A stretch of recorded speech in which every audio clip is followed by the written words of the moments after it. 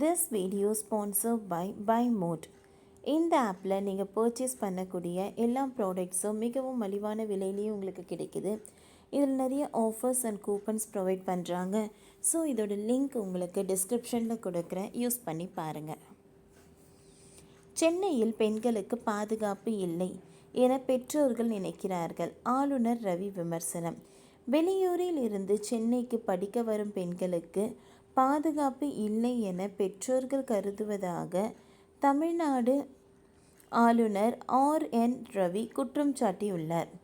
கடந்த ஒரு வாரத்திற்கு முன்னர் பெண்களுக்கு தமிழ்நாட்டில் பாதுகாப்பு இருக்கிறது என்று பேசியிருந்த ஆளுநர் தற்போது சட்டென்று மாற்றி பேசி விமர்சித்திருப்பது விவாதங்களை கிளப்புகின்றது.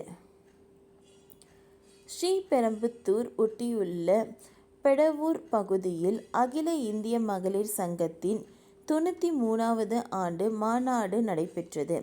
இந்த மாநாட்டை குத்துவிளக்கு ஏற்றி தொடங்கி வைத்த ஆளுநர் ரவி பெண்கள் மத்தியில் சிறப்புரையாற்றினார். அப்பொழுது அவர் பேசியதாவது: சென்னை பாதுகாப்பான நகரமாக மாற வேண்டும். பட்டமளிப்பு விழாக்களில் என்னை சந்தித்து பேசும் மாணவிகள் சென்னை பெண்களுக்கு பாதுகாப்பானதாக இல்லை என்ற தகவல் தங்கள் பெற்றோர்கள் கூறியதாகவும், எனவே சென்னை அனுப்ப தயங்குவதாகவும் தெரிவிக்கின்றனர். எனவே சென்னை பெண்களுக்கு பாதுகாப்பான நகரமாக மாற வேண்டும் என்று வலியுறுத்தினார். முன்னதாக கடந்த 21ஆம் தேதி ஆளுநர் மாளிகையில் நடந்த நிகழ்ச்சி ஒன்றில் பேசிய ஆளுநர் தமிழகம் பெண்களுக்கு பாதுகாப்பான மாநிலமாக இருப்பதாக கூறியிருந்தார்.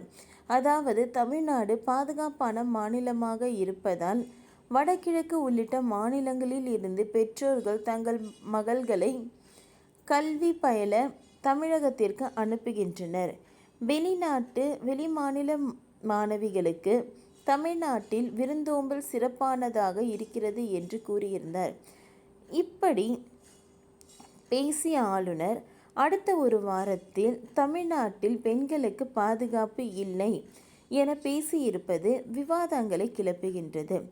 ஓகே ஃப்ரெண்ட்ஸ், இந்த வீடியோவில் என்ன சொல்ல வராங்கன்னு சொல்லிட்டு பார்த்தீங்கன்னா, ஸ்ரீபெரும்புத்தூரில் நடைபெற்ற ஒரு உரையில்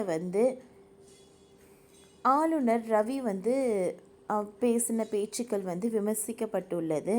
அதாவது பெண்களுக்கு தமிழ்நாட்டில் பாதுகாப்பு இல்லை, அது மேம்படுத்தணுன்ற மாதிரி பேசியிருந்தார். அதே ஒரு வாரத்திற்கு முன்னாடி இன்னொரு மீட்டிங்கில் அவர் பேசும்போது தமிழகம் பெண்களுக்கு ரொம்ப பாதுகாப்பானதாக இருக்குது, அதனால தான் வெளி மாநிலங்களில் இருந்து பெற்றோர்கள் தன்னோட மகள்களை தமிழகத்துக்கு அனுப்புகிறாங்கன்னு சொல்லியிருந்தாங்க. திரும்பவும் ஒரு வாரத்தில் இவர் மாற்றி பேசினதுனால அதை குறித்த ஒரு வாதங்கள் இப்போ போய்கிட்டு இருக்குது.